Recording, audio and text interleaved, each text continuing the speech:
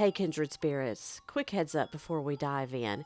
Today's story is a real historical murder, and it touches on sexual violence as well as physical violence. There's nothing graphic, but if you've got little ones listening in, you may want to preview this one first. You know your family best, and I'll leave it to you. So, okay, let's get into it. Stockholm, spring of 1932. There's a locked apartment that's starting to worry the people who know the woman who lives there. Inside, the curtains are drawn and the stove's gone cold, and nobody's seen her since Walpurgis night. Now, if you don't know Walpurgis night, like I didn't, it is celebrated on April the 30th, the evening of April 30th, and goes into the day of May 1st, and it's to celebrate the Christian feast day of Saint Walpurga. When police finally force the door open on May 4th, what they find is bad. Bad enough that it's still talked about in Swedish criminal history almost a century later. A woman is dead in her small flat in the Atlas district, signs of real violence, and then the detail that made investigators' stomach drop. There was barely any blood. The newspapers didn't know what to do with that, so they gave it a name, like they normally do, and they called him the Atlas Vampire. Almost 100 years later, nobody's ever been arrested, nobody's ever been named, and the statute of limitations on the murder actually expired. Even if someone confesses tomorrow, there is nothing anyone could legally do about it. Tonight we're opening the Dark Ledger on one of Europe's most unsettling, unsolved murders. Brutality and mystery and myth, all tangled together until you can't tell where one ends and the next begins. Welcome back to the Dark Folio, your creepy little coffee break. I'm May, and this is where we dig into the strange, the eerie, and the unexplained. Folklore, eyewitness accounts, and the darker corners of history. Quick note before we start, my dog is very active tonight. So if you hear clicks and little unexplained noises in the background, well, it's probably him. And there are days I just cannot do a podcast without his help. So that's what we're getting into tonight. Also, I research every episode as thoroughly as I can, but this stuff lives in the shadows a little bit. Details shift, the accounts conflict, not everything can be proven, and I'll try to flag that when that's the case. So take what resonates, question what doesn't, and let's get into it. Stockholm in the early 1930s is a city stuck between two worlds. Electricity, trams, new apartment blocks going up, modern life arriving fast. But a lot of the old attitudes are still hanging around too. Nobody really talked about violence against women back then. And if the woman in question worked in a quote-unquote marginalized profession, well, her case often got brushed aside entirely. Which is what makes this one so hard to ignore. Because this case happening right there in the Atlas district could not be swept under the rug. And the Atlas district is located in, and I'm going to try to pronounce this to the best of my ability, but sometimes my country accent gets in the way, near Sankt Eriksplan, if that helps, and you need to look that up on the map. Anyway, the victim, her name was Lilly Lindeström. She was 31, maybe 32, the records don't quite agree, and she lived alone in a modest one-room apartment in Atlas. One thing that made her stand out in the building, she had a telephone. Pretty rare for the time, especially for a woman in her line of work. It meant that clients could call her directly to set up a visit instead of her working the streets like most women in her profession did. Something else that rarely comes up when this story is covered, Lilly had been married before. Now, we don't know much about that chapter of her life or whether police ever tracked down her ex-husband as part of the investigation. It's a small detail, but it is a reminder that the victim was a whole person before she became just a headline. She had a life before Atlas. People who knew her described her as independent, capable, and careful.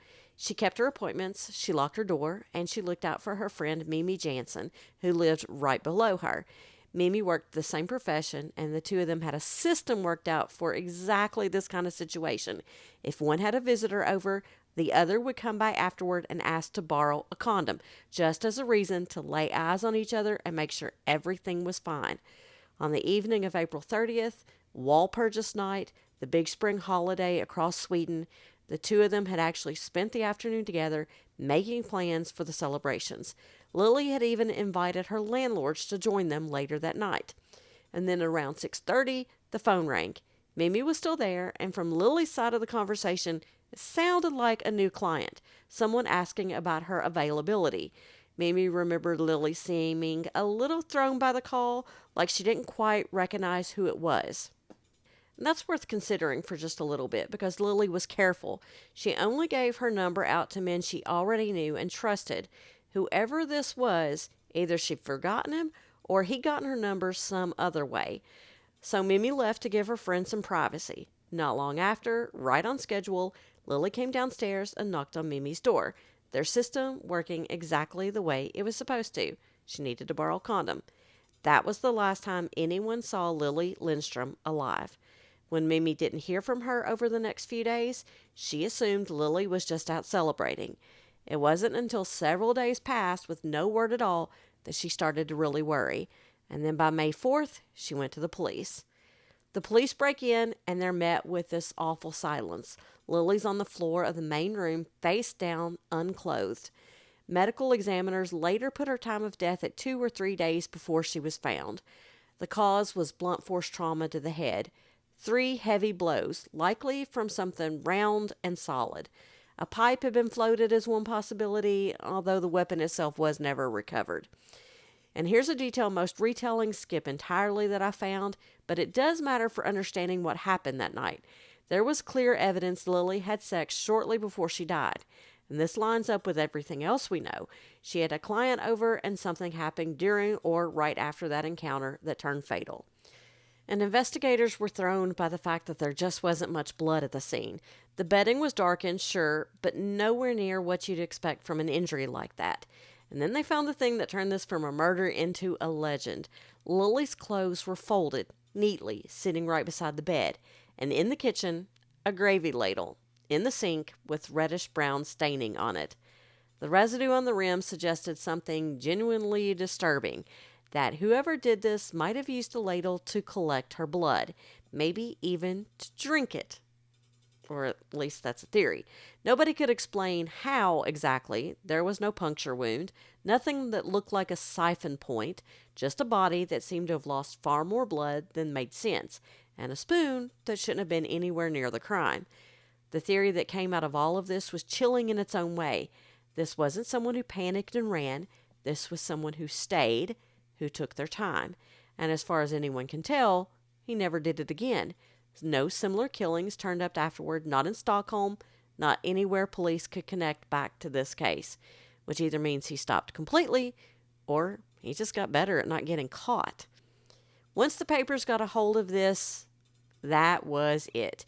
Instead of writing about Lily, who she was, the life that got cut short, they fixated on that ladle. One headline was all it took. They floated the word vampire, and that was the whole story after that. The Atlas vampire. And as you might expect, the neighborhood panicked. People locked their windows, even with spring coming in warm. Every shadow felt a little heavier. Everyone looked at their neighbors a little harder. And somewhere in all of that, the killer stopped being a person in the public's mind.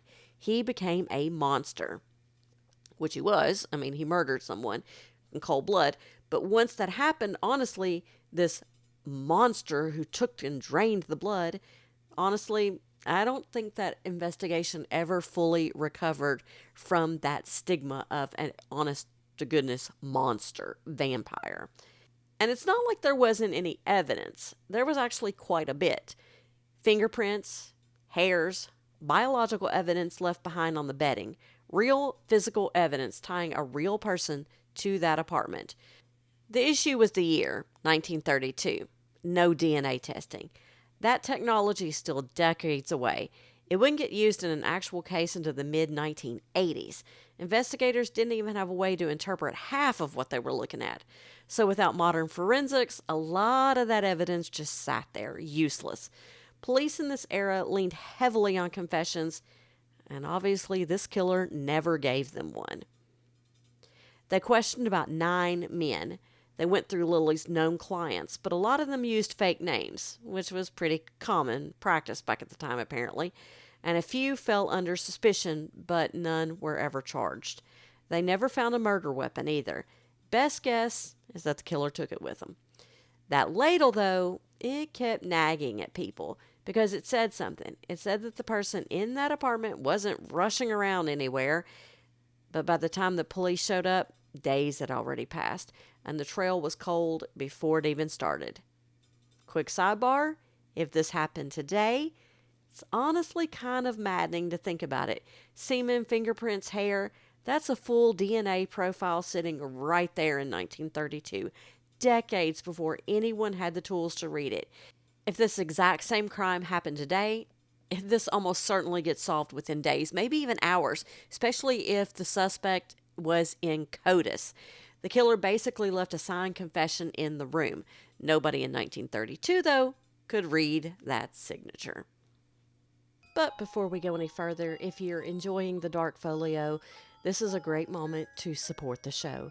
If you haven't already, please take a second to follow or subscribe, leave a review, and like the episode. It truly helps more listeners find this story. And I want to do a shout out for one of my reviews left on Apple Podcast. Apple Podcast is one of the few places where you can actually leave more than just a starred review, like a 5-star review, which I would love for you to do. Hint, hint, nudge, nudge. But I have a review left from Ducky-KY, and the review reads, "Love to hear a good creepy story. This podcast covers the usual creepy things and some I've never heard of. This is on point and leaves me ready for the next tale as soon as I finish an episode." Oh my gosh, thanks Ducky-Kentucky. That makes my day. I appreciate your support and I appreciate the 5-star review. I appreciate anyone and everyone who takes the time to leave a review on any platform that you watch on or listen to, because I'm out there on all of the major podcast platforms and on YouTube. If you'd like to continue the conversation about the Atlas Vampire and you want to share theories or you want to see what's coming up next, you can find the Dark Folio on Facebook. Just search the Dark Folio podcast. So, okay, thanks to my listeners. And, all right, let's look at some theories about the Atlas Vampire. Was it a vampire or was it just violence? Before we get into theories, though, I want to zoom out for a second because the Atlas Vampire isn't the only case in history where vampire stopped being a folklore word and started being a headline. A few years before Lilly's murder, Germany had its own version of this. Peter Curtin, a serial killer in Dusseldorf, actually confessed to drinking his victim's blood. The press nicknamed him the Vampire of Dusseldorf. And there was Fritz Harriman in Hanover, sometimes called the Vampire of Hanover, whose crimes were so brutal that the nickname stuck to him too. So go back even further, and you get Elizabeth Bathory, the Hungarian countess from the 1500s, and the legend, probably exaggerated over the centuries, that she bathed in the blood of young women to preserve her youth. There's actually a real, if rare, psychological term for this kind of compulsion, Renfield syndrome, sometimes called clinical vampirism. It's not officially recognized in psychiatric manuals that I've found, but it's used informally to describe a genuine compulsion toward drinking blood. And yes, the name comes straight from Renfield, the blood-obsessed character in Bram Stoker's Dracula, which is kind of a perfect place to land, honestly, because Dracula itself is built on that same idea. A man who looks completely civilized, completely normal, and is secretly something else entirely. That's basically the theory hanging over the entire Atlas Vampire case. Someone who Lilly let into her home without a second thought. Someone she may have even known. Someone that looked civilized, normal, and someone that could be trusted. If you want a modern touchstone, 2024 Nosferatu remake leaned into that same theme hard. Vampirism less as a supernatural curse and more as a stand-in for repressed violence and desire, hiding just under a normal surface. One writer has actually pointed out that the Atlas Vampire almost plays like a true crime version of the Night Stalker, which, if you like old stuff like that, like I do, You know that's the 1972 TV movie about Kolchak, the reporter chasing a vampire-like killer through a modern city. Except this actually happened decades earlier and was never solved. Okay, so I get sidetracked pretty easy, especially when it comes to pop culture, movies, and TV shows. So let's get back to Stockholm and to this story. Nobody serious thinks that this was an actual vampire, obviously, but the real explanations, forensic and psychological, are unsettling enough on their own. So there's the clinical theory. Some criminologists think that the drained of blood idea was partly an illusion. When a body's been laying face down for a few days, gravity pulls the blood down into the lowest points. It's called lividity. And to someone in 1932 who didn't fully understand that process, it could easily cause the exposed upper parts of the body to look completely drained and pale. That's a pretty technical concept, and it wasn't well understood outside of forensic circles at the time. Combined with how much blood was absorbed into the heavy bedding, it could have easily fooled early investigators. And it's also worth mentioning, too, at least one researcher who reached out to the Stockholm Police Museum said the fully drained detail was hard to actually verify in the original records. The ladle with staining on it, that part's confirmed. How much blood was actually missing, that might have gotten exaggerated as the story got retold over the decades. And then there's the ritual theory with the ladle, which is just hard to explain away. If it wasn't used for something intentional, why was it even there?